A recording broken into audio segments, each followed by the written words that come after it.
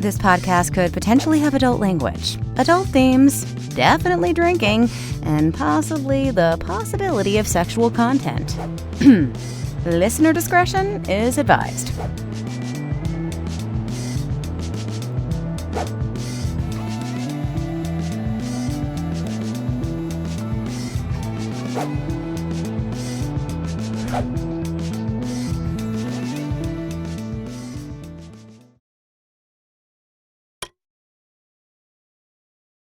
Welcome to Drinking with Authors, the podcast. I'm your host, Erica Lance. With me is my amazing co-host, I say that begrudgingly, is Valerie Willis.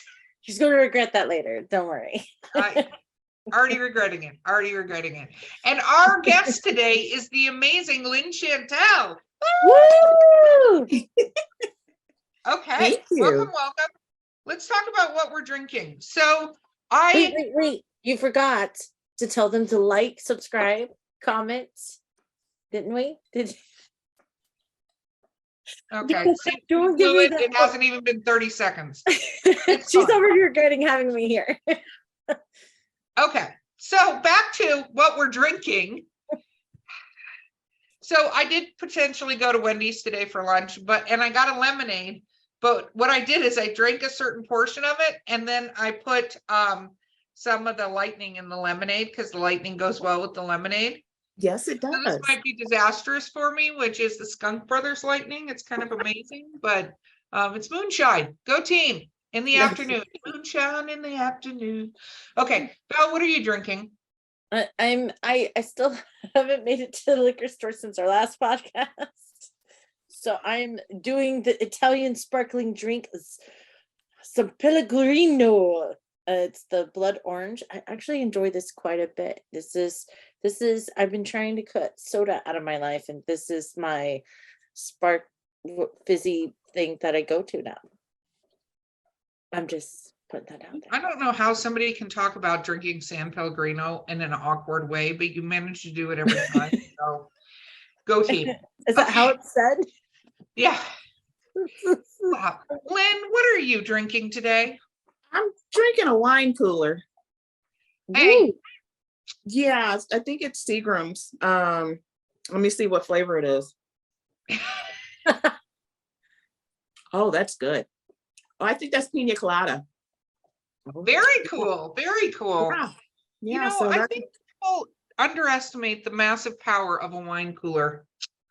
I remember the Bartles and James commercials. Do we all remember the Bartles and James commercials? Val probably doesn't, but whatever. Yeah. Anyway, okay, Lynn, so for the audience at large that may not know your work, what do you write? I write erotic, romantic suspense, steamy romance in, oh goodness, what is it? Interracial and multicultural African-American genres. Which is very cool. And your lead character, if I recall, and I'm trying to recall correctly, is also has a disability, correct? Yes. All of the lead characters, at least one of them will have a disability, either legally blind or totally blind or somewhere in between. Which is amazing. And I think that is so awesome. So what made you decide to start writing? What made you decide to even go down this path of naughty, awesome suspensefulness? Well, at first it was just suspensefulness. I wanted to see more characters that I could relate to, and it just kind of morphed into the erotic part, because I really didn't write a lot of as they call it, blue romance beforehand. So I read a book. I had some great critique partners, and they go, "You're really good at this. Why don't you try more?" And I was like, okay, well, let's see what happens. And as they say, the rest is history. I think that's amazing. So when did you first start writing? Like, what is your sort of writing journey? Like, so where did it all begin? Take us back. Take you back. I've been writing, I would say forever. I think one of my earliest writings was third grade, and I created a 4-year-old amateur sleuth who would solve crimes around her grade school. And it just kind of progressed from there, writing little skits. And I was actually really big on writing skits and plays in school and poetry. And somehow I want to say my first romance novel that I wrote was, somewhere in longhand that has long since been, no, I did transcribe it. So it is on my hard drive somewhere. It's some 80,000 word monstrosity that I boiled down into a short story that I'm going to go back and, clean up the original manuscript and put out there. But I think it was called His Sister's Keeper. Ooh. And centered on, I used to watch a lot of soap operas back then, so I kind of modeled it after The Young and the Restless. Okay. Yeah, no, I remember that one, The Guiding Light. Yes. Days of Our Lives. Days of Our Lives was another Yes. one. Those were the three that Yes. between my great grandmother, my grandmother, and my mom were always on the TV. And then if Grandpa had the TV, it was Heat of the Night. Heat of the Night. Yes. Yeah, I kind of, took it, after was it Jabot, which was in The Young and the Restless, the cosmetic company. So I said, wouldn't it be cool to have an African-American protagonist who ran a cosmetics company, and how they did all of that, and had her father who was overbearing and wanted to force her into marriage. I was like, okay, yeah, let's do that. Let's do this. That definitely sounds like a soap opera plot, though, too. So Yes. I give many kudos on that. So what was your first published work then? My first published work was Seducing His Wife. And the setup for that was Second Chance. Of course, I like second chances, but a wife who thought her husband had cheated on her. And she left him that very same day, never having a conversation between the two. And he eventually comes to her because his sister has a run-in with Child Protective Services, and he wants to secure his nephew until his sister can get him back. So that was kind of the setup for that. And then they go into all the details of why she left in the first place. Oh, Mhm. wow. I like it. I like it. So when was that? 2010, I think. Okay. Yeah. Wow. I So think it you've was been on this 2010. journey a little bit. When you published that one, how was it published? It was published with Whispers Publishing Company, and they're no longer in business. So they were my first ebook publisher. Very cool. Yeah, I was like, oh my gosh, I'd been sending out query letters and everything over the last several years. And when I woke up to that, it was like, oh, hey, we want your manuscript. And the one time I could not call my sister, my dad, or anybody because they were all busy or couldn't come to the phone. So I ended up sharing the great news with my kids. So they were the first to hear. No, that is so amazing. So is it still in print, or where is this book? Yes. I've got the rights back, and it is still up and available. You can get it on Amazon or wherever your favorite retailer is. That is very, very cool. So how many books in are you now? So 2010 was the beginning of the journey. How far in are you? Oh, gosh, at least 30 books, at Amazing. least. Yes. And I still have some that I have not republished as of yet that are still on my computer. But yeah, I think right now there's about 30 books that are out there. Oh my goodness. Talk about a prolific author. Yes. I just learned something. There. Wow. That is amazing. So what has it been like, this journey? Because you've been traditionally published and you're self-published. Mhm. You know, Yeah. that's got to have different fun, interesting aspects to go. It does. I went the self-publishing route before, but with the vanity presses, and really didn't know what I was doing. Um, so having a traditional publisher, I said, okay, let me just sit back and see what they do. And I got into a lot of writer-reader groups, which was great to interact with the authors and ask them questions. And I even got a chance to mingle with I think was at that time an author from one of the big five publishers. And she said, yes, we have money for advertisement and marketing. Said, but unless you're one of those number one best-selling authors that are in-house, you're still gonna have to do a lot of the promotion yourself. So before I even signed, my first contract with Whispers, I already knew I was going to have to promote and market myself if I wanted to succeed. And that's what I've been doing ever since. No, totally. We talk about that a lot on this show, is that any author who thinks that they're going to come in and that the publication house is going to do all the promotion for them, I'm like, no, that's not how that works. You know, no matter who you are, even some of the people that, like, you talk about the top 1%, but there's another 99% beneath there in chunks of how many books they sell that still don't. And that's, I think, a very interesting point in getting talking about, work and self-publishing, because the other thing I think is interesting, because you've been in both of these spheres, which I think is amazing, is how to judge that you are one of the best sellers. I've talked about this a lot recently because, we talk about New York Times bestseller, USA Today bestseller, whatever, but that doesn't actually mean your book sells a certain quantity of books.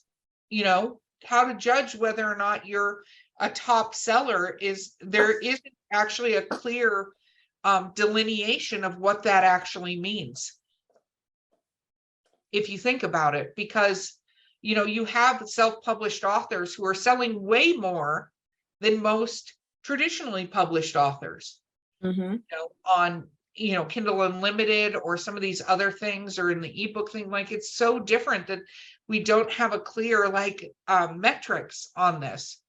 And you can thank the lightning for me going down that particular path. Yeah. I was supposed to say, and to tack on to that, each genre is drastically different on what those numbers entail. But I love what you're doing. I love what you were saying earlier, that you wanted to write stories that you could relate to, that you could see yourself in. What is that protagonist? If you could define your ideal protagonist, what would that person be like? Strong, sassy, absolutely independent, let's see, intelligent, and always, beautiful. She's gonna have some sort of quirk to her, but just that, she might. Oh, hey, hi, Mona. It's okay. The cat's part of the podcast now. Part of the podcast now. Podcast cat. Yeah, you have your little moment of fame here. And now the dog's in on it. And now the dog's like, I want to be on the podcast too. Oh my goodness. So yeah, but I like those. Doesn't necessarily need a man to rescue her. Those are what my female characters look like. So yeah, I like that, because I don't necessarily need a man to rescue me. So I think that's brilliant. Do you think that what readers are looking for in their protagonists are changing? Yes. I know they still want, they still want to be swept away, but they don't want that simpering woman, oh my gosh, woe is me. I don't think they want that. They maybe want something, between, that woe is me and, hey, I don't need a man for nothing. So Well, they I still think want that romance. I think you're right. And I mean, there's what I like too with everything from when you started publishing and moving forward, because really you talk 2010 is about the time self-publishing starts becoming like a thing. Like we stop looking at it as much as, oh, you just suck so horribly, nobody wanted you, so you had to do it yourself, which was how self-publishing was being looked at for so many years, right? Right. To Right. what, Val? I said, yeah, for a lot of years, and that turning point, yeah, it was definitely 2010, where even agents were starting to recommend people to go that path. Because that's how I ended up there at the beginning of my career. And in 2009, 2010 was I actually got emails of saying, here's some information about self-publishing that you should consider because you mix too many genres and this is a marketing nightmare and they're never going to touch Cedric the Demonic Knight. And I'm like, but he's so sexy. Everyone wants to touch him. I like that title. But I think, it's interesting you talk about that. And, we are seeing because of self-publishing and not as quickly into the top traditional publishers, but more of the, newer presses, medium presses and stuff like that, where they're taking genres and going, they don't have to be this little thing. You don't have to have just a sweet romance with a heroine that's desperately in distress. You can have a sweet romance with these other factors or an erotic romance with these other, you know what I mean? Like Yes, it's, this, you talked about what you write and it's like suspense and all this stuff, where if you went back to 2009, the likelihood you could find the book you're talking about is almost non-existent, right? Like you would be super lucky if you happened to come across it, somehow magically, but they weren't really out there. And now they're out there. I love what this cat is like. I'm going to be a part of this podcast, whether you like it or not. I love it. Yeah, this is Mona.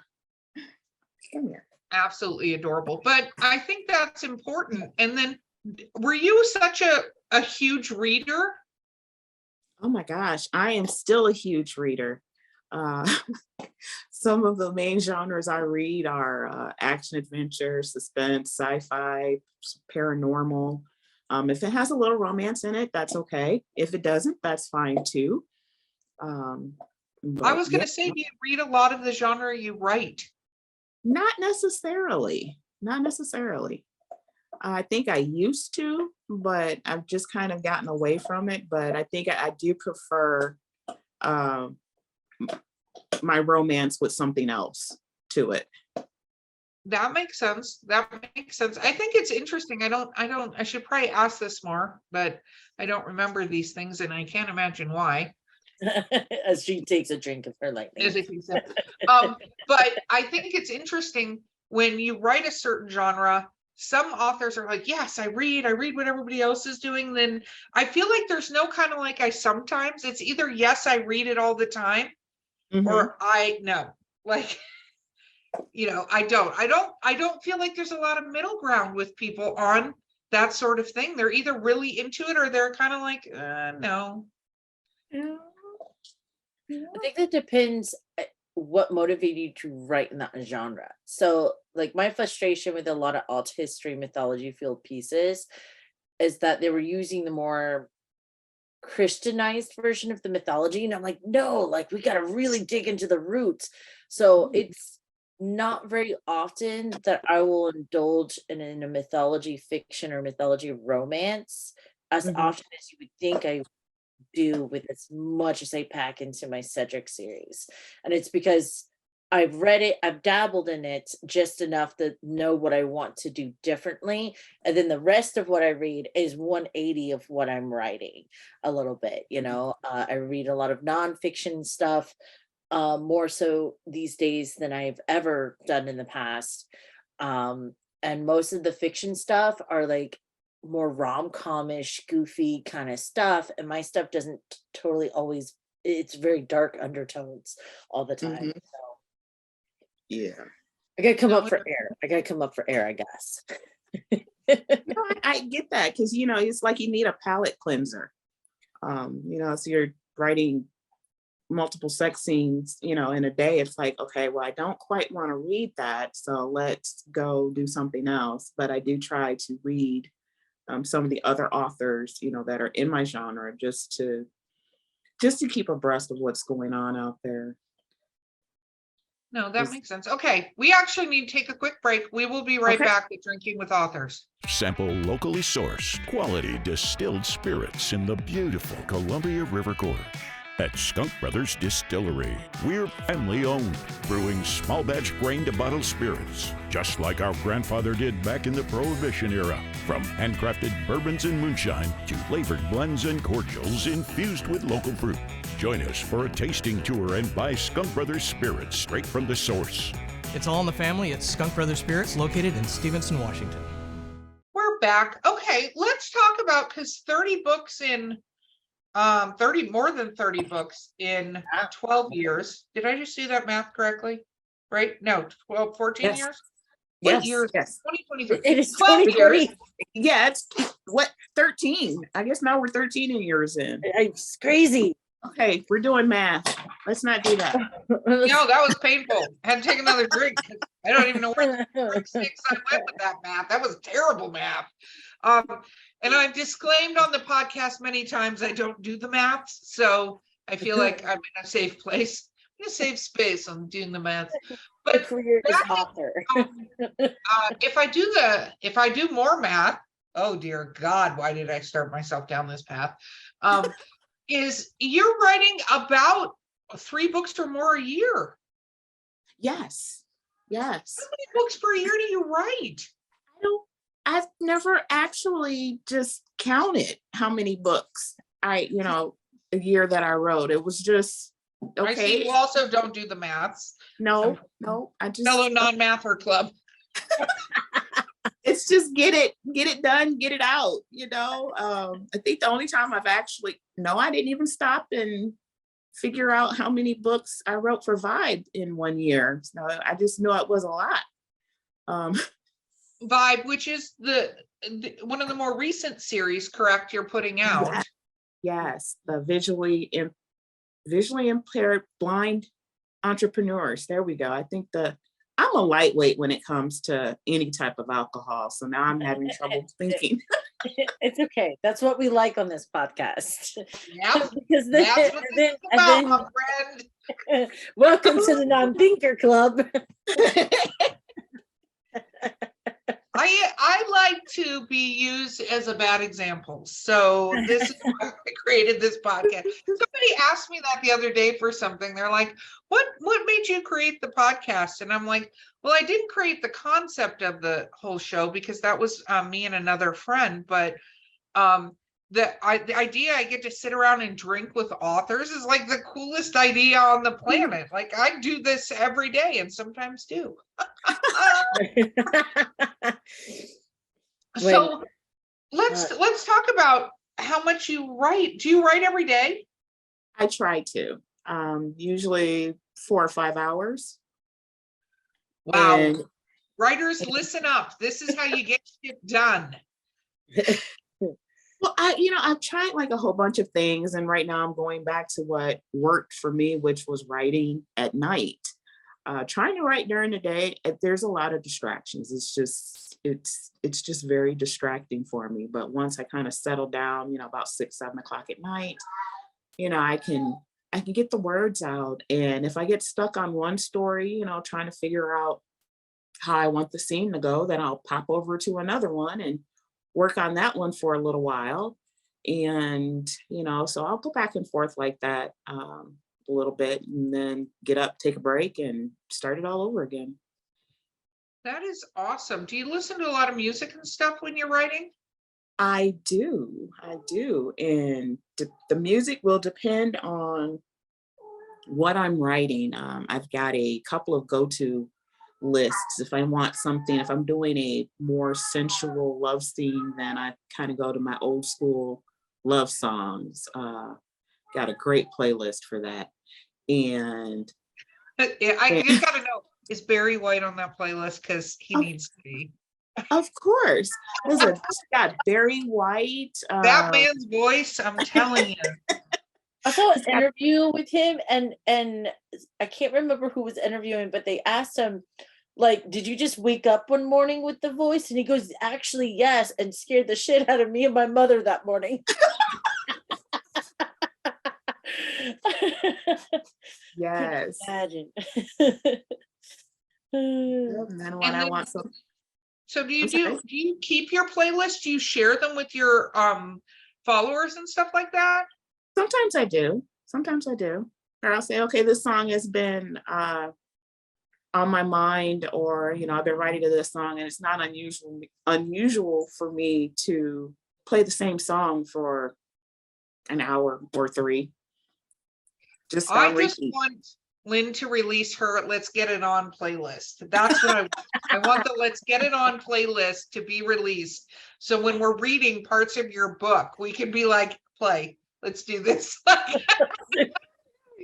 What was Lynn listening to when she wrote this particular naughtiness? Ooh, I could do that. That would be good. See, now I've got to go back through and read it, and I can probably tell you what I was listening to. I just think it's, as far as insight into sort of, as a fan, when you have an author and you kind of go, what made them tick? What made them write this? Where were they at when they wrote this, whatever piece that was important to the audience, or just like amazing and everything? Because as avid readers, we read a lot of stuff, and it can be great stuff, but that doesn't mean everything stays with you necessarily from everything you read. Mm-hmm. Yay, if you're one of those humans, but I don't happen to be one of those humans at everything. But every now and then a scene will stay with me, and I always go, I wonder what it was like when the author was writing this scene. Because as an author myself, I know what it's like when I'm writing certain scenes, and where was my mindset, and how did I get to the point where I'm doing something with the character or characters, or making that choice. Do you ever have anybody ask you about that, like those? Now that I'm asking you one of those questions, I'll take another sip of my drink. And I feel very profound this afternoon, actually. And I believe Skunk Brothers has assisted me with that. What was the question? The question was, has anybody ever asked you about a particular scene or something like that, and asked about where you were at when you were writing that scene? Not like physically where you were at, but not really. But for I mean, for certain songs, for certain scenes, like trying to think, I don't remember which book it was in, but Luther Vandross's only for one night. That song was on repeat, and it's been on repeat for me for a couple of different scenes in the Vibe series. And so just those, because I don't know, there's just something about this song that's this longing, this tenderness that's in it, and it helps to get my head in the right space to write that same, that same thing between the characters. Very and then, cool. Of course, I'm going to ask a sex scene question. All of us on this particular call write erotica in different fashions. And this is kind of an opportunity to make Val blush, even though I'm not talking to her, but she's already starting to do it. So, which is so funny to me. She actually just finished yet another one of her books in her erotic series. And I just think it's funny how embarrassed she still is. Something like 15 books later, she still acts like a 4-year-old when it comes to, anyway. So my question for you is sex scenes and the idea for sex scenes. And do you ever have to get a set of dolls out to go with this work? Or how do you tackle that so that it's not the same? There's a lot of tackling. Let me talk another sip of my drink. Some more moonshine to feel the rest of this question. Moonshine is helping with the interview today. That is a great question. But I'm curious because one of the things I look at when I'm writing them is I don't want them to all be the same. I don't want to use the same words. I don't want somebody reading my book to go, oh my God, this is the same scene again, or, whatever. Yes. So yes. how have you, when you ventured into this realm, tackled this particular situation? So you're not using the word like cock 500 times in your book, right? Right. Just, switching it up, because that's still one of my favorite words. So I try to switch it up, cock, dick. No, I don't use that one. Have you ever used throbbing member? I remember Oh that my as one of the first gosh, things I read no. in one of the Harlequin books. Throbbing member. I don't think I've used that. I have used throbbing, but I don't know if I've used throbbing member. New goal for everyone on this call: use throbbing member at some point. I might have. I just don't recall that right now. The one that gets me is when they're like, it sprung forth. And I'm like, what? Like a Jack in the Box kind of element? Like, yeah. my brain starts to like, a squirrel, we can chop it out of the bushes. I love that you just made that analogy. I know exactly what springing forth means, but the fact that you went to, it's like a squirrel jumping out of the bushes. What in the actual fuck, Val? Seriously. Wow. What kind of experiences have you had? That this penis comes flying in from a distant land, and that's how I process and then vision stuff. Oh my goodness. I would say before my sight got too bad, I did watch porn to see if something was possible. And yeah, or to keep things fresh and new when I realized I was, like, okay, my God, this is the same scene over and over again. Let me see if I can spice this up a little bit. And yeah, there's some pretty interesting videos out there and some very interesting pictures that make you go like, wow, I didn't know that was possible. But I guess if you're flexible, you have an open mind and a lot of lube, anything is possible. No, that's true. But I also think that I'm going to use my words. I think that some of the stuff is great to read or see in a porn, but if you tried to do practical application in life, that won't work. Hips might pop. Hence the springing forth from the Springing forth for a different reason. Just happened there, like Val. I guess no cock has ever sprung forth from anything for her, Oh my gosh. Or they always omit I got a cramp. My leg is cramped up. They don't, we don't really write that in there, but that is funny. It's in my books when those things happen. I write humorous erotica, so yeah, I'm just saying humorous erotica. We double down on that stuff. Like I have one that we're in the tub trying to have sex. She spins over, her knee pops, and she's like, "Get off!" He goes, "I'm trying." So, oh my God, I love that we're on this topic. Let's talk about those kind of things when so one of the things Val has run into, and I don't know if you've ever run into this, Lynn, but Val has been typing and her husband or kids will walk in and she's like broken monitors because instead of coolly calmly just clicking close on the document, she's like violently thrown the monitor off the table trying to get them not to see it. Yes. I haven't quite done that, but I have tried to maneuver so nobody could look behind me or walk up behind me to see what I'm writing, especially when I'm in one of those scenes. But yeah, lots of closed laptop lids. Like, okay, what are you doing? What are you doing? Don't read. Don't read. Don't read. Don't read. So are your kids of the age where they can read stuff yet?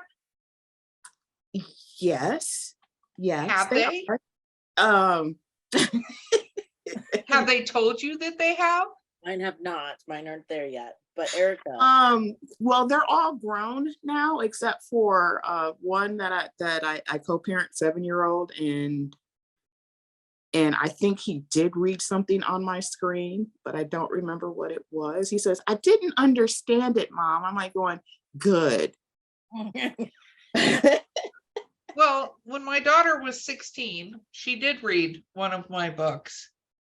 Mhm. And I was like, okay, cool. Then I went, whatever, it's educational. There's stuff in that book that you learn not to do. And I'm not talking about the sex stuff. I'm just talking about relationship advice. Like, here's some good relationship advice, my friend. Do you ever get, so what kind of comments do you get on your writing? You have naughty writing. Do you get any comments on it from readers and stuff?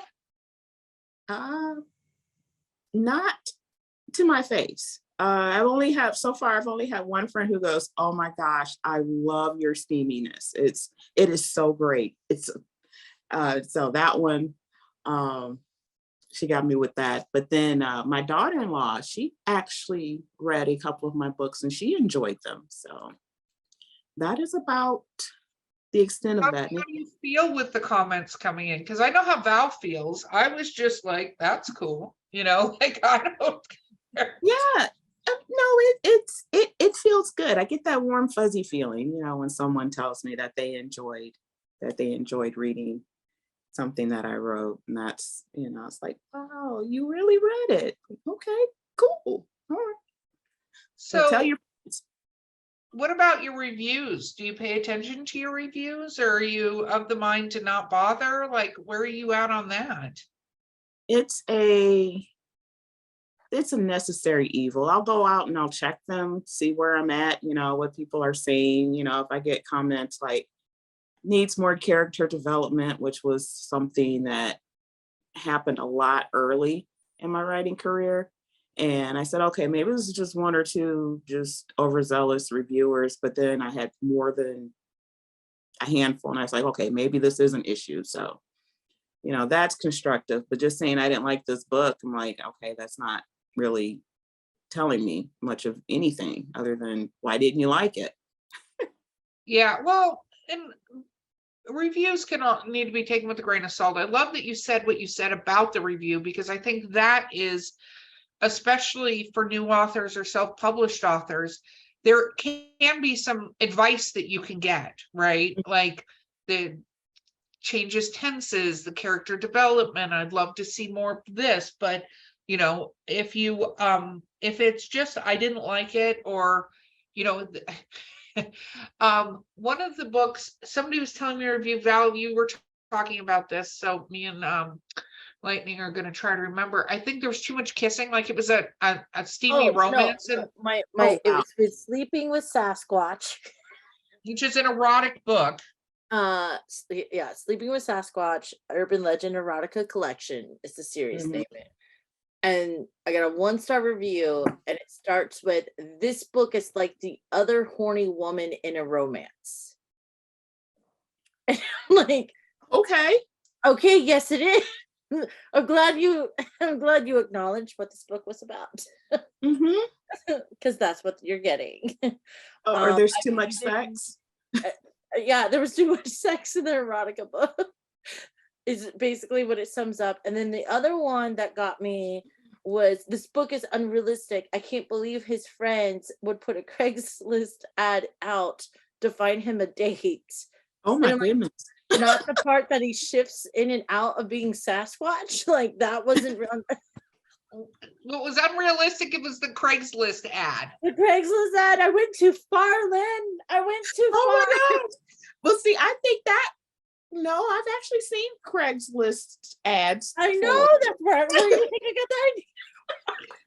I'm like, I have friends who would have done that for me, right, Erica?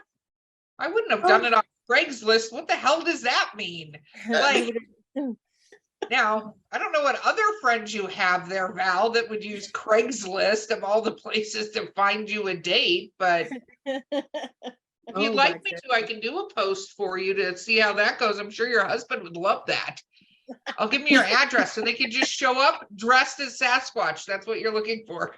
No, I already have someplace. Oh my God, if that would not be the funniest thing in the world. I hate that I had that idea. You better hope I forget about it. Bring more lightning. Because man, that would be a brilliant. I can just imagine Val answering the door, being Mhm. like, "Are you Val?" Look, I already asked the Jack Link Sasquatch guy to sign a photo for me, and it's the sexy Sasquatch scene. Oh my Him all God. laid up sexy as Nice, Sasquatch, nice. and he signed it to me. What is, Lynn, what is one of your most interesting fan interactions? Oh, goodness. I don't get out much. Oh, even online. I'd say most recently, it was just, it still floors me that I have fans. You know, I'm just like, wow, she was so, you know, excited and energetic to meet me. And I'm like, I'm just me, you know. Oh, you Nothing- had your fangirl. You had the fangirl moment. Yeah, You got I mean, fangirl when they're it- so excited to meet you, and you're like, why are they this excited to right. I don't get it, you know, but you know, it was just so cool, and just, you know, that somebody, you know, she took the time to, you know, she didn't even go home, you know, she was like, I'm late cooking dinner, but I just had to come out and meet you. And I'm like, oh my God, that is so great. Thank you so much. You know, it's very humbling. And, you know, but at the same time, I'm like, I'm just me, you know, nobody's Yeah, but special. for you who's made an impact, we have to remember that as authors, is that whether it's small or large, get it, erotic writers, that we've made an impact on people's lives to a degree. As authors, there's somebody out there that read it and it meant something to them, whatever it meant. And because we have the same thing happen to us when we read things mean something. We take it with us, you know, and move it forward. So I think it's fantastic. And it is humbling. And I think a lot of people don't realize as authors, you know, we're a sort of a different breed of celebrity than a lot of celebrities. Because we're very like, no, we're the fans. We're fans of other people. You know, people are like, oh my God, I love your work. And I'm like, yay. I feel the same way about blah, you know, like, okay, weird. But it's wild because that sensation, even when we talked to like Jonathan Mayberry on the last time we got to speak with him, he was talking about, you know, this celebrity coming up wanting a signed copy. And he's like, oh my God, you read my book. And he's like, yeah, so and so, which is another celebrity name, recommended it to me. And he's like, oh, Yeah, even for yeah. him. It's weird because, you know, just having, yes, other authors come up to me and say, oh my God, I love your work, you know, sign this for me. I'm like, oh my gosh, but you're so much cooler than I am, you know. Yeah, no, I think that's good. Okay, we are actually, I can't believe we're at the end here. Lynn, it's shameless self-promotion time. So first of all, what's coming up next for you? Next coming up for me is Chef's Taste. Releasing this month on the 24th. Very good. Yep, that comes out. What else am I doing? I have no idea. In April, I've got, IRAE in Tampa on the April 28th through the 30th. I will be there signing books. And let me see, what else am I doing? Got a bunch of other stuff. How do people find you to see all your other stuff?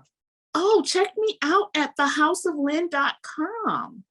You can always find me there or at my Facebook page, Lynn Chantale, author at Facebook, something like that, to that effect. I'm on Twitter, Instagram. Oh my gosh. Yes, and if you actually go out to my Facebook page right now, you'll probably see a little video of me dancing. My 7-year-old son that I help co-parent, he did not think that anybody would like the video. So, well, I'm sure hundreds of likes later have proven him wrong. So it's nothing like proving a 7-year-old wrong. Right? He wants me to do another one. Hey, you know what? That could be a whole thing. Lynn dancing for us. There's a whole book right there. Oh my goodness. Lynn, you've been so much fun to have on this podcast. Thank you so much for being here. Thank you for having me. I have enjoyed this. I've enjoyed you guys. Absolutely. Oh, we enjoy you. Absolutely. Okay, guys. This has been Drinking with Authors. I've been your host, Erica Lance. My co-host has been the amazing Valerie Willis. Words. And our awesome guest, Lynn Chantale. No, she is awesome. You were supposed to say like and subscribe and comments. Yeah. I don't know what I'm supposed to be doing anymore. And I'm not even drunk for this. No, that's the scary part, my friend. That is the scary part. Lynn, you've been amazing. Thank you for putting up with Valerie. And we'll see you guys next time. Bye-bye.